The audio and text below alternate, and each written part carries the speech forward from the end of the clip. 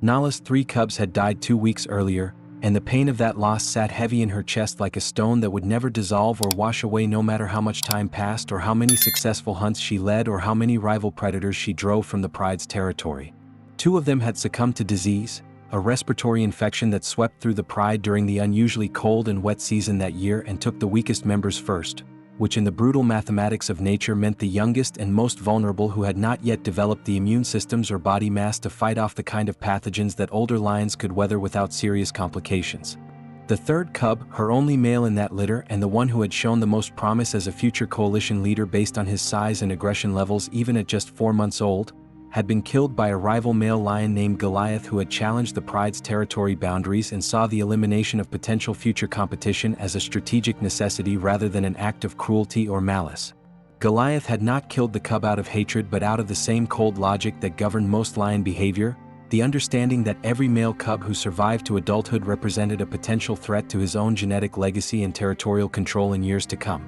As the alpha female of her pride, a position she had earned through 8 years of successful leadership that included coordinating complex hunts, mediating conflicts between pride members, and making strategic decisions about territory defense and resource allocation, Nala was expected to show strength and resilience in the face of personal loss, to move forward quickly and focus on the survival and success of the group rather than dwelling on individual tragedy or allowing grief to compromise her effectiveness as leader. The other lionesses in the pride looked to her for guidance and stability, and any sign of weakness or emotional instability could trigger challenges to her authority from ambitious younger females who were always watching for opportunities to advance their own status within the strict hierarchy that governed pride's social dynamics. But beneath the powerful exterior that her role demanded, beneath the confident body language and decisive hunting strategies and aggressive defense of territory, Nala was hollow, emptied out by grief that had nowhere to go and no acceptable way to be expressed in a world where weakness meant death and vulnerability invited attack from both within the pride and from outside threats who could sense when a group was compromised. Her body had not yet accepted what her mind understood as inevitable reality, a disconnect between biological systems and conscious awareness that created constant physical and emotional discomfort. Her mammary glands still produced milk that had no cubs to nourish, creating painful engorgement that required her to express milk manually by pressing her body against rocks or rough tree bark, a relief that was only temporary and that served as a constant physical reminder of what she had lost. Her instincts still searched constantly for small bodies to groom and protect and teach, leaving her restless and unfocused during hunts when she should have been at her sharpest and most effective, her attention drifting to movements or sounds that might indicate cubs in need of supervision even though she knew rationally that her cubs were dead and gone. The other females in the pride had stopped bringing their own cubs near her after the first week because her behavior had become unpredictable in ways that concerned them deeply, as if her grief might manifest as aggression directed at their offspring or as inappropriate attachment that could disrupt the careful social balance that kept the pride functioning smoothly through the constant challenges of survival in the competitive ecosystem of the Maasai Mara. They were not cruel in their distance from her pain, simply practical in the way that survival in the African savanna demanded practicality above all other considerations, including compassion for the emotional states of individuals who needed to pull their weight regardless of personal circumstances or internal struggles. Her mammary glands still produced milk that had no cubs to nourish, creating painful engorgement that required her to express milk manually by pressing her body against rocks or rough tree bark, a relief that was only temporary and that served as a constant physical reminder of what she had lost. Her instincts still searched constantly for small bodies to groom and protect and teach, leaving her restless and unfocused during hunts when she should have been at her sharpest and most effective, her attention drifting to movements or sounds that might indicate cubs in need of supervision even though she knew rationally that her cubs were dead and gone. It was during the 3rd week after losing her cubs, on a night when the moon was barely a sliver in the sky and darkness covered the Maasai Mara landscape like a thick blanket that absorbed sound and made everything beyond a few meters invisible even to eyes adapted for nocturnal activity, that Nala heard a sound that made every nerve in her body come alive with sudden alertness that cut through the fog of grief and exhaustion that had been her constant companion for weeks. It was a cry, high-pitched and desperate and carrying the kind of urgency that infant predators produce when they are alone and frightened and calling for their mothers with the absolute certainty that mothers will come because mothers always come and the alternative is death. But this was not a lion cub's cry, not quite, not when Nala listened carefully and filtered the sound through years of experience with lion vocalizations and the subtle variations that communicated age and gender and individual identity. The pitch was different, sharper and more staccato than the rounded vowel sounds that lion cubs produced. The rhythm was different, coming in shorter bursts with less of the sustained wailing that characterized lion infant distress calls. The timbre had a quality that Nala's experienced ears recognized immediately as belonging to a different species, even though her brain took several seconds longer to process what her instincts already knew with certainty. This was a leopard cub, alone somewhere in the darkness that surrounded the pride's resting area, crying for a mother who was not coming and would never come again. Nala's first impulse, the one that was hardwired into her through millions of years of evolutionary programming and reinforced through her own lifetime of experience as both a mother protecting her cubs from threats and as a hunter eliminating competitors, was to find the source of that crying and kill whatever was making it. Leopards were competitors in the most direct and dangerous sense of that word, taking the same prey species as lions and occupying overlapping territory in ways that created constant friction and conflict between the two predator species. Adult leopards were genuine threats who would steal lion kills if given any opportunity, dragging carcasses up into trees where lions could not follow and consuming meat that the pride had worked hard to bring down. Even more seriously, adult leopards would not hesitate to kill undefended lion cubs if the chance presented itself, recognizing that eliminating future competitors while they were still vulnerable was a strategy that served leopard survival interests just as lions killing leopard cubs served lion survival interests. Eliminating leopard cubs was not cruelty or unnecessary violence but strategic resource management, reducing future competition and protecting one's own offspring by removing rivals before they could mature into threats. Every alpha female understood this calculus instinctively, had acted on it multiple times throughout her tenure as leader, had taught her own cubs to recognize leopards as enemies who deserved no mercy or consideration beyond the basic respect that any skilled predator warranted. But something was different this time, something that made Nala hesitate when she should have moved decisively toward the source of the crying to eliminate the future threat it represented.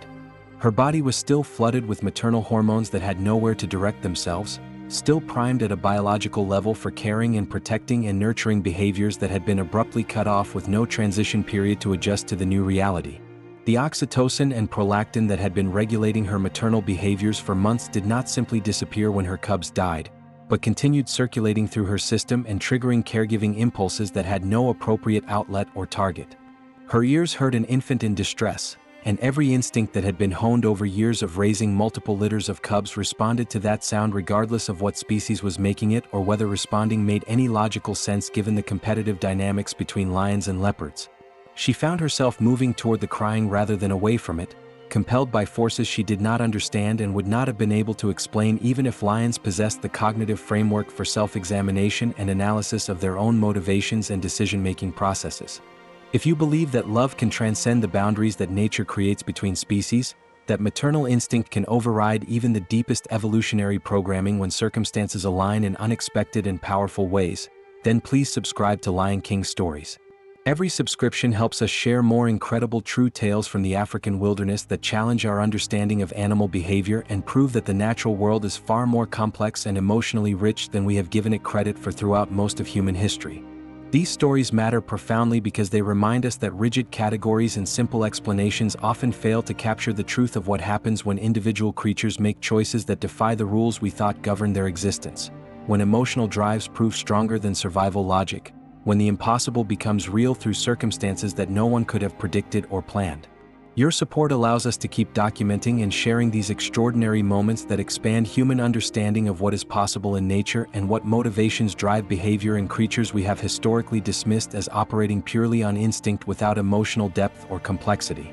Nala found the leopard cub in a hollow at the base of an ancient acacia tree about 200 meters from where the pride was resting for the night in a clearing that provided good visibility of approaching threats while also offering some cover from the cold wind that swept across the savanna during the hours before dawn. The tiny creature, probably no more than 8 or 9 weeks old based on its size and the barely opened eyes that struggled to focus in the darkness on objects more than a few centimeters away, was making desperate sounds that were already growing weaker as exhaustion and dehydration and the accumulated stress of being alone and unprotected for what had probably been at least 12 or 15 hours took their inevitable toll on a body too small and fragile to sustain itself without maternal care. Nala approached cautiously, her massive body moving with the practiced silence that made lions such effective hunters despite their considerable size, and looked down at the small spotted form that should have triggered her killing instinct immediately and overwhelmingly but instead awakened something else entirely, something that felt almost like recognition or connection or the resonance that happens when need meets capacity at exactly the right moment. The cub looked up at her with eyes that held no understanding of danger, no recognition that the enormous predator looming over it was a natural enemy who represented certain death under normal circumstances. It saw only a large animal, and in its infant confusion and desperate need for any maternal figure who might provide food and warmth and protection, it mewed pitifully and tried to crawl toward Nala on unsteady legs that could barely support its tiny body weight, operating on instincts that told it to approach adult predators and solicit care without any ability to discriminate between appropriate targets for that solicitation and threats that would kill it. The sound it made was wrong for a lion cub, too sharp and too quick in its rhythm. The spots on its coat were wrong, the distinctive leopard rosettes that would become more pronounced as it aged but were already visible as darker markings against the lighter base color. The shape of its ears and muzzle were wrong, longer and more tapered than the rounded features of lion cubs. Everything about it was wrong and should have been a signal to eliminate this future threat while it was still vulnerable and helpless and could be killed with a single bite or swipe of paw. But Nala's body responded before her conscious mind could intervene with logical assessment and strategic calculation about the costs and benefits of different courses of action. She lowered her great head and sniffed the cub carefully and thoroughly, taking in its scent, which was sharp and musky and completely unlike the warm milk scent of lion cubs, but which still somehow communicated infant and vulnerable and in need of protection to the parts of her brain that processed olfactory information and triggered caregiving responses. The cub responded to her investigation by pressing itself against her face with its tiny body, making small chirping sounds that were specifically designed through evolutionary selection to elicit caregiving behaviors from adult predators. And something inside Nala cracked open like an egg, releasing contents that had been building pressure for 2 weeks with no outlet or release valve. Her maternal instincts, which had been prowling inside her like caged animals searching desperately for purpose and direction and some way to express themselves, suddenly had a target, even if that target was completely inappropriate by every measure that mattered for lion survival and pride success. She picked the cub up gently in her jaws, adjusting her grip carefully so that her massive teeth did not pierce the fragile body that weighed almost nothing in her mouth, and began walking back toward the pride's resting area, carrying her impossible burden while her mind struggled to process what her body was doing without conscious permission. The logical part of her brain, the part that had functioned perfectly well for 8 years of survival in one of Africa's most challenging ecosystems and had guided successful hunting strategies and territorial defense and countless other decisions that kept the pride safe and fed, was screaming that this was wrong and dangerous and would lead to disaster for everyone involved. But the emotional part, the part that had been in anguish for 2 weeks and had no acceptable way to process grief or redirect the powerful caregiving drives that evolution had installed as fundamental aspects of female lion psychology, was flooded with relief so profound and overwhelming that it overrode every warning signal her instincts were generating about the dangers of what she was doing. The other lionesses in the pride noticed immediately when Nala returned to the resting area carrying something in her mouth, their heads lifting and their bodies tensing as they prepared for various possibilities about what she might have brought. Their initial assumption was that she had made a small kill during a brief hunting expedition and was bringing back food that could be shared among the group according to the complex rules that govern food distribution within pride social structures. But as Nala moved into the faint starlight that provided just enough illumination for lions with excellent night vision to see clearly, confusion rippled through the pride like wind moving across tall grass, visible in the sudden shifts of body language and the exchanged glances between individuals trying to understand what they were seeing. That was not prey in Nala's mouth. That was a living cub making sounds of distress at being carried. And that cub was definitely, unmistakably, absolutely not a lion. The pride's reaction was immediate and visceral and united in a way that pride reactions rarely were on matters that did not involve direct threats to survival. Several lionesses stood up from comfortable resting positions and moved closer to investigate what Nala had brought, their body language broadcasting suspicion and concern and the kind of agitation that preceded either aggressive action or flight depending on how the situation developed.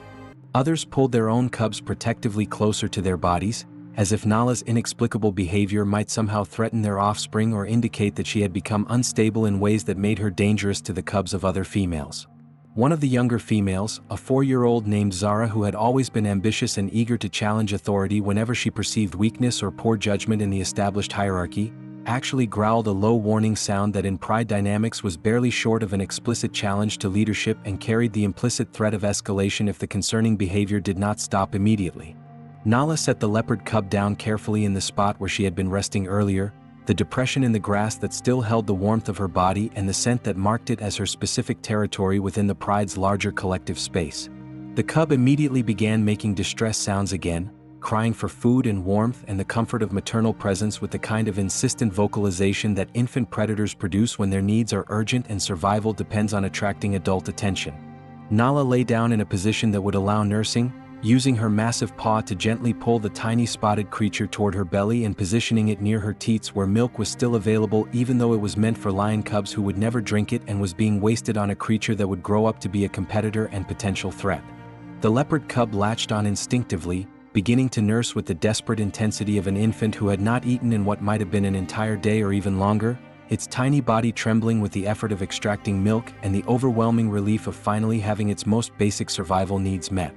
The silence that fell over the pride was heavy with unspoken tension and barely contained conflict that could explode into open confrontation at any moment if someone decided to force the issue.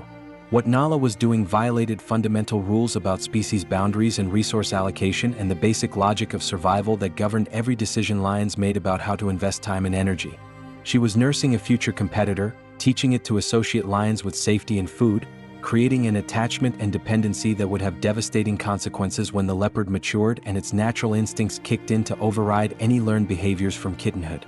Every adult in the pride understood this on some level even if they could not articulate it in words or concepts the way humans would, recognized instinctively that resources spent on this spotted interloper were resources unavailable for actual pride members. That tolerance of natural enemies within the group created vulnerabilities that could be exploited by outside threats or that could undermine group cohesion in ways that made survival more difficult for everyone. But Nala was the alpha female, a position she had earned through years of successful hunting and strategic decision-making and the kind of physical dominance that made challenges dangerous for anyone who might disagree with her choices.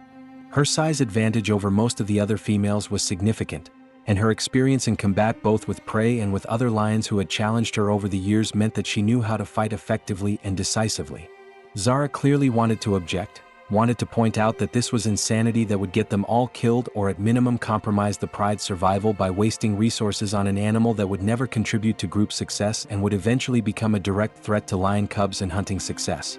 But challenging an alpha female who was already displaying signs of emotional instability from grief and hormonal disruption was a risk that could result in serious injury or even death if Nala interpreted the challenge as serious enough to require a lethal response, or at minimum could result in exile from the pride, which for a lone lioness without coalition support was often a slow death sentence. So the pride settled into an uneasy truce that satisfied no one but avoided immediate violence, watching warily as Nala nursed the leopard cub with the same attentive care she would have given to her own lost offspring, grooming it with her rough tongue and adjusting her position to make nursing easier and making soft vocalizations that lions use to communicate safety and comfort to infants. The cub, oblivious to the danger it was in and the controversy its presence was causing among the lions surrounding it, simply nursed until its tiny belly was distended and tight with milk and then fell asleep in the warm curve of Nala's body with the absolute trust that infant animals show toward their mothers when basic needs have been met. Nala, for the first time since losing her cubs 2 weeks earlier, looked peaceful as she watched the spotted creature sleep against her tawny fur, her massive head resting on her paws and her eyes half closed in the kind of contentment that had been absent from her demeanor for what felt like forever to the other lions who had watched her spiral into grief. Over the following days and weeks, the leopard cub that Nala had privately begun thinking of as Shadow, a name that existed only in the wordless emotional space of her consciousness but that captured something essential about his spotted coat and the way he seemed to exist in the margins between worlds without fully belonging to either, grew stronger and more active under her dedicated care and protection.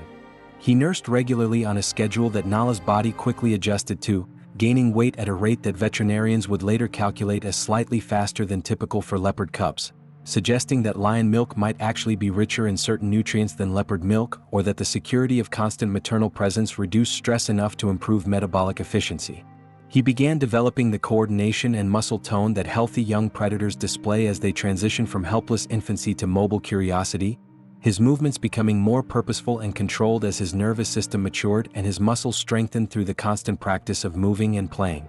He began engaging in play behaviors with Nala's paws and tail, practicing the hunting skills that were hardwired into his genetic code just as they were hardwired into lion cubs, though careful observers would have noticed that his style of play was subtly different in ways that reflected his leopard heritage. Leopards are solitary hunters who rely on stealth and ambush tactics rather than the cooperative strategies that lions use, climbing trees to survey territory and dropping onto prey from above or stalking through dense cover with infinite patience, waiting for exactly the right moment to strike.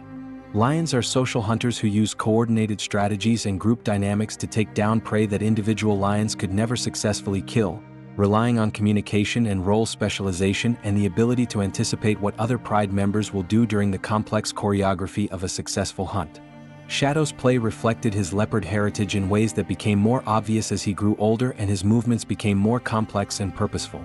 He favored sudden explosive pounces from hiding spots over the sustained chasing and wrestling that characterized lion-cub play. He was constantly trying to climb anything vertical that would support his weight, a behavior that made sense for leopards who spent much of their lives in trees but was completely foreign to lions who were far too heavy for most tree branches and who avoided climbing except in rare circumstances when absolutely necessary. He showed more patience in stalking games, willing to stay motionless for extended periods waiting for the perfect moment to attack, while lion cubs typically preferred more active and dynamic play that kept them moving constantly. But because he was surrounded entirely by lions and had no exposure to adult leopard behavior to model or learn from, his instincts expressed themselves in confused and hybrid ways that were fascinating to observe from a behavioral standpoint, even as they underscored the fundamental problem with what Nala was attempting. He was learning lion social cues and vocalizations alongside his genetic leopard programming, creating a behavioral repertoire that was neither fully leopard nor fully lion but something entirely unique that had probably never existed before in the evolutionary history of either species. He responded to lion body language and sounds in ways that a normally raised leopard cub would not, understanding submission signals and dominance displays and the subtle communications that lions use to coordinate group activities. But he also maintained distinctly leopard characteristics that no amount of exposure to lions could override, fundamental aspects of his nature that were coded into his DNA and that would inevitably create conflicts as he matured. The pride's tolerance of Shadow's presence during those early weeks and months was contingent entirely on Nala's continued dominance and the other lioness's calculation that challenging her over this issue was not worth the potential costs in blood and social disruption. But that tolerance was shallow and conditional, ready to evaporate at any moment if circumstances changed or if Shadow began displaying behaviors that threatened the pride's cubs or competed for resources in ways that could not be ignored. Several of the younger males in the coalition that protected the pride's territory and breeding rights had already made multiple attempts to kill Shadow during his first 2 months, approaching when Nala was distracted by hunting or drinking or other necessary activities that required her to be temporarily separated from the cub, trying to eliminate what they correctly identified as an inappropriate waste of group resources and a future threat to lion cubs. Each time one of the males made an attempt on Shadow's life, Nala intervened with ferocious protective aggression that went far beyond normal maternal defense and entered territory that was dangerous even by lion standards, attacking with intent to cause serious injury or potentially even kill if the males did not submit immediately and completely. She fought with an intensity that suggested she understood on some level that backing down or showing any weakness in her protection of Shadow would be interpreted as permission for others to try again, that only overwhelming and costly responses would establish the precedent that Shadow was off-limits regardless of what the natural order suggested should happen.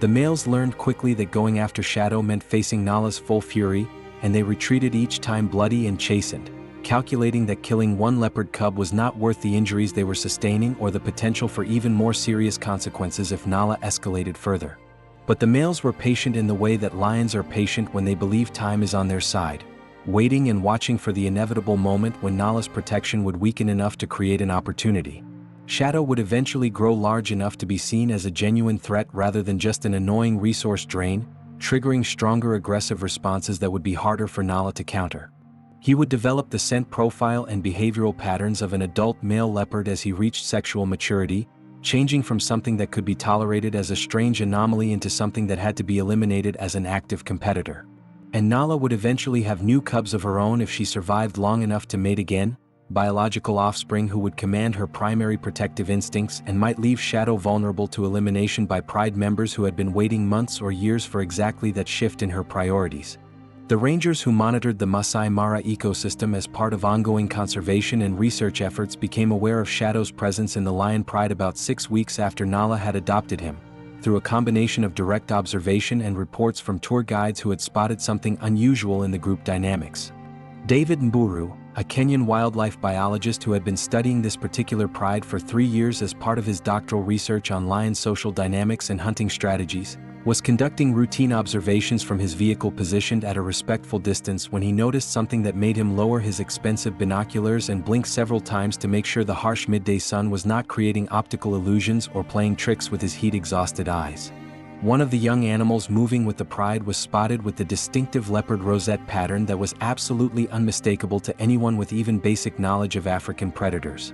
Not just the faint spotting that young lion cubs sometimes display before their coats develop the solid colors of adulthood, but the clear and obvious leopard spot pattern that belonged to a completely different species. David immediately grabbed his radio and called his research team, his voice tight with excitement barely contained by scientific professionalism, and began documenting what he was seeing with rapid-fire photographs and detailed field notes that would form the foundation of what would eventually become one of the most significant behavioral observations in modern wildlife biology.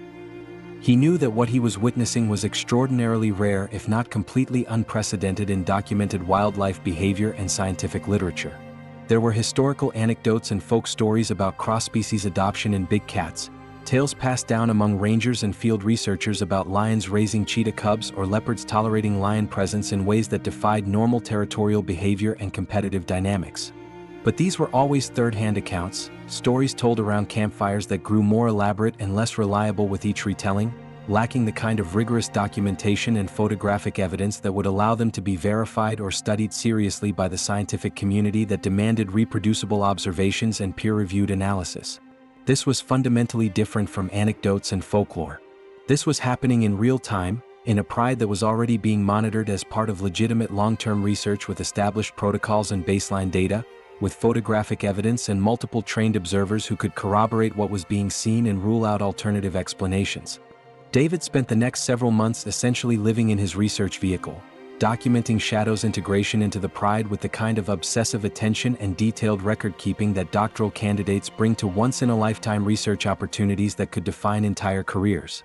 He noted Shadow's growth patterns and compared them to published data on leopard cub development to verify that he was developing normally despite the unusual circumstances. He documented Shadow's behavioral development, meticulously recording the ways he both did and did not conform to typical leopard cub behaviors described in the scientific literature, noting which behaviors seemed to be genetic and which seemed to be learned from the lions around him. He documented the pride's reactions to Shadow's presence with equal care, noting the subtle shifts in social dynamics as different lions adjusted in different ways to having this spotted interloper in their midst, recording instances of tolerance and instances of hostility and trying to identify patterns that might explain why some individuals adapted more easily than others. He recorded hundreds of hours of video footage showing Nala's interactions with Shadow compared to how she had interacted with her biological cubs in previous litters that David had observed, looking for similarities and differences that might illuminate what was driving this unprecedented adoption and whether it represented genuine maternal bonding or something more mechanical and hormonally driven. What emerged from David's research over those months was a picture far more complex and nuanced than simple explanations like maternal instinct or cross-species compassion could adequately capture without doing violence to the complexity of what was actually happening. Nala's adoption of Shadow was certainly influenced by the tragic timing of her own cubs' deaths and the biological state that left her flooded with caregiving hormones and behaviors that had no appropriate outlet or target. But it was also influenced by Shadow's age at adoption, young enough that he had not yet developed the scent profile or behavioral patterns that would trigger strong predatory or territorial responses from lions who might otherwise have killed him immediately. The pride's tolerance was influenced by Nala's established dominance and the high cost of challenging her that made most pride members reluctant to force a confrontation. But it was also influenced by the fact that Shadow was not competing directly with lion cubs for limited resources, since Nala was providing most of his care personally rather than expecting the pride to collectively raise him as they would lion cubs. Perhaps most significantly from a scientific perspective, David's research documented something that had not been clearly observed before in big cat social dynamics and that had important implications for understanding behavioral plasticity and the relative contributions of genetics versus learning in shaping predator behavior. Shadow was demonstrably learning lion behaviors and social cues despite his leopard biology, developing a hybrid behavioral repertoire that incorporated elements of both species in ways that suggested remarkable flexibility and adaptability in young predator development rather than the rigid genetic determinism that earlier theories had assumed. He was learning to respond appropriately to lion vocalizations and body language, picking up on subtle signals that normally raised leopards would not recognize or would interpret differently. He was learning to participate in social grooming sessions that leopards typically did not engage in due to their solitary nature. He was even learning to modify his natural solitary tendencies to stay close to the pride rather than wandering off alone the way leopards typically did once they reached the age where independence became possible. But he was also maintaining distinctly leopard characteristics that no amount of exposure to lion behavior could override or suppress, fundamental aspects of his nature that were clearly genetic rather than learned. He continued showing strong preferences for climbing and elevated resting spots that lions almost never used, suggesting that the urge to climb was hardwired rather than learned. He displayed stalking and pouncing patterns during play that were distinctly different from lion play patterns, more patient and ambush-focused rather than the sustained active engagement that characterized lion-cub interactions. He maintained a wariness and independence in his interactions that was never fully subsumed into the more social and group-oriented behavioral patterns that governed lion pride dynamics, suggesting that some aspects of leopard psychology were too fundamental to be changed by environmental exposure alone. As Shadow approached 6 months of age, marking roughly half a year since Nala had found him crying in that acacia tree hollow and made the decision that would change both their lives, the dynamics within the pride began to shift in ways that David found concerning from an animal welfare perspective even as they were fascinating from a pure research standpoint. Shadow was growing larger and more independent, his body developing the lean muscular build of an adolescent leopard and his movements taking on the fluid grace that characterized his species, starting to venture away from Nala's immediate protection to explore the pride's territory and interact with other pride members without her constant supervision. Some of these interactions were positive or at least neutral, with certain individual lionesses showing tolerance of his presence near their cubs or allowing him to participate in group resting sessions without displaying aggression. But other interactions were increasingly hostile and dangerous, with younger males and even some females displaying aggressive behaviors that suggested Shadow's welcome was wearing thin as he matured from helpless infant who triggered caregiving responses into something more closely resembling a potential threat or competitor who should be eliminated before he could become an actual problem. Nala's protection remained absolute and unwavering, her commitment to Shadow's safety never wavering despite the increasing costs and complications it created. But maintaining that protection was becoming more difficult and resource-intensive as Shadow grew and became harder to supervise constantly. She had to stay vigilant at all times, watching for threats to Shadow from within the pride itself rather than being able to fully relax during rest periods the way other lionesses could. She had to intervene regularly in conflicts that arose when Shadow's presence or behavior triggered aggressive responses from other pride members, responses that were becoming more frequent and more serious as Shadow approached the size and age where he could legitimately be seen as a future competitor. The energy she was expending on maintaining Shadow's safety was energy that could not be devoted to hunting or to her own recovery and preparation for potentially having future biological cubs. And the other lionesses were beginning to notice and express concern through their behavior and body language about whether Nala's focus on this spotted interloper was compromising her effectiveness as alpha female and therefore threatening the pride's overall survival prospects.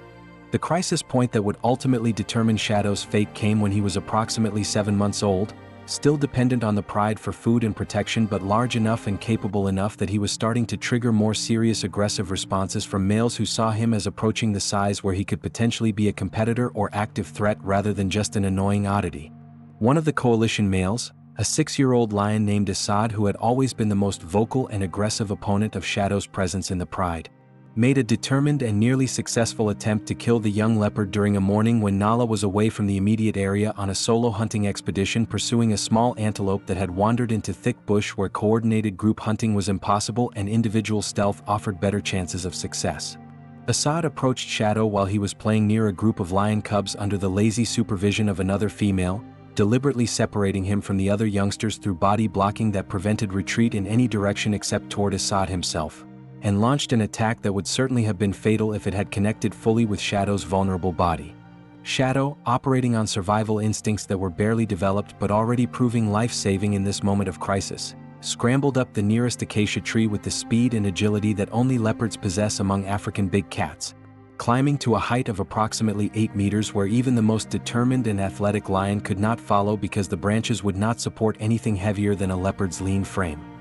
He stayed in that tree for hours, crying with distress that carried across the savannah and brought Nala racing back to the pride when she finally heard the unmistakable sounds of her adopted cub in mortal danger, abandoning her partially completed hunt and potentially losing a kill that the pride needed for food in order to address this more immediate and urgent threat to Shadow's survival. What happened next became one of the most dramatic and violent moments in David's entire research documentation, a confrontation that was captured on video and would later be analyzed frame by behavioral scientists trying to understand the intensity of Nala's protective responses.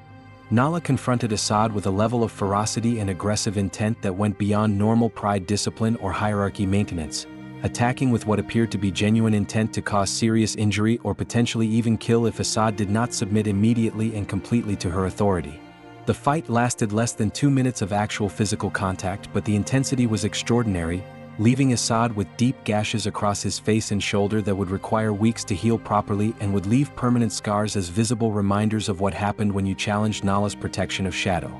The message to the rest of the pride was unmistakable and impossible to ignore. Shadow was under Nala's protection regardless of what natural order or survival logic suggested, and that protection would be enforced with lethal force if necessary regardless of what it cost Nala personally or what it meant for pride's social dynamics and future relationships. But the violent confrontation also revealed something deeply troubling about the long-term sustainability of this arrangement and Shadow's ultimate fate. Nala could not be with Shadow every moment of every day as he grew more independent, and his natural leopard instincts pushed him towards solitary exploration and behaviors that lions found threatening. As he grew larger and more capable, as his natural leopard instincts pushed him toward behaviors that lions found threatening or inappropriate for group living, as the energy costs of constant vigilance wore down Nala's physical condition and compromised her social standing within the pride, the probability of another attack attempt increased toward certainty. Eventually, either Shadow would have to leave the pride voluntarily and permanently, finding his own territory and returning to the solitary lifestyle that leopards naturally lived, or he would be killed by pride members who saw his continued presence as an unacceptable cost that Nala had no right to impose on the group regardless of her personal attachment. As Shadow entered his 11th month of life, having survived multiple attacks and living under constant stress from his ambiguous and increasingly untenable position within the pride, he began spending more time away from the lions, following his natural leopard instincts towards solitary behavior and independence that no amount of early socialization with lions could fully suppress. He would disappear for days at a time, presumably learning to hunt on his own using the hybrid skill set he had developed from both his genetic leopard programming and his learned lion behaviors, developing competence as a solitary hunter while still maintaining some connection to the pride that had raised him. When he did return to the pride after these absences, it was specifically and exclusively to interact with Nala, spending time near her and engaging in social grooming and play behaviors that clearly meant something profound to both of them, even as the rest of the pride watched with varying degrees of hostility and barely contained aggression that suggested his visits were becoming increasingly dangerous and unwelcome. The final separation between Shadow and the pride that had raised him happened gradually rather than through any dramatic break or final confrontation that would have provided clear closure. Shadow's visits became less frequent as he established his own territory that overlapped with but was distinct from the pride's core range, marking trees and rocks with his scent and defending his space against other leopards in ways that confirmed his maturation into an adult capable of independent survival. His scent profile changed as he reached sexual maturity, becoming unmistakably adult male leopard in ways that triggered even stronger aggressive responses from the lions, who could no longer see him as a cub but recognized him as a potential competitor and threat. And Nala herself, who had successfully mated again during Shadow's 10th month and was pregnant with a new litter of biological cubs, began to show subtle but definite shifts in how she interacted with Shadow during his increasingly rare visits, her attention and protective energy naturally and inevitably redirecting toward the cubs she was carrying rather than toward the spotted adolescent who was no longer helpless or dependent on her care. When Shadow was approximately 14 months old, fully capable of independent survival and well established in his own territory, he stopped coming back to the pride territory entirely. David and his research team continued to monitor him through camera trap footage strategically placed throughout his territory and through occasional direct observations from vehicles, documenting that he had successfully established himself as a healthy adult leopard with his own hunting territory and behavioral patterns that were mostly typical for his species. But there were interesting anomalies that seemed to reflect his unusual upbringing and the unique circumstances of his development. Shadow showed far less fear of lions than most leopards displayed, not approaching them deliberately but also not fleeing immediately in panic when their paths crossed during territory overlap. He vocalized in ways that incorporated both standard leopard calls and what appeared to be modified versions of lion sounds, creating a unique acoustic signature that David speculated might actually make communication with other leopards more difficult since they would not recognize or properly interpret his hybrid vocalizations. Most strikingly to David and his team, Shadow was observed multiple times resting in elevated locations like tree branches or rock outcroppings where he had clear sight lines to the pride's core territory, lying there for extended periods and simply watching the lions go about their activities as if maintaining some psychological or emotional connection to the family that had raised him, even though he could no longer safely be part of that family and had his own independent life to live. Whether this represented genuine emotional attachment and something like what humans would call longing or nostalgia, or whether it was simply strategic territory monitoring that happened to coincide with the pride's location, was impossible to determine with scientific certainty. But the behavior was consistent enough over months of observation that David included it in his research documentation as a data point suggesting possible emotional complexity in leopard psychology that warranted further investigation and more sophisticated research methodologies than simple behavioral observation could provide. If this story moved you, if it challenged your assumptions about the boundaries between species and the capacity for animals to form bonds that defy the rules we think govern their existence, we would be honored if you would share your thoughts in the comments below. Have you ever witnessed a relationship between animals that seemed impossible or improbable by conventional understanding? Have you ever experienced a connection that transcended the categories and labels that society tried to impose on it? Your stories and reflections matter profoundly because they contribute to a broader and richer understanding of how love and connection manifest in forms we do not always recognize or validate, and because they remind us that the natural world is full of individuals making choices and forming relationships that are far more complex than any simple theory can capture or any rigid framework can contain. Please subscribe to Lion King Stories for more incredible true tales from the African savanna that prove the boundaries we draw between species, between instinct and emotion, between possible and impossible, are far more permeable and far less fixed than we have been taught to believe throughout most of human history. Every subscription supports our mission to document and share these transformative stories that expand human understanding of the animal kingdom and our place within the broader web of life on this planet. Thank you for being part of our pride and for bearing witness to these extraordinary moments that remind us that love exists in more forms than we can name or fully comprehend with our limited human frameworks and categories.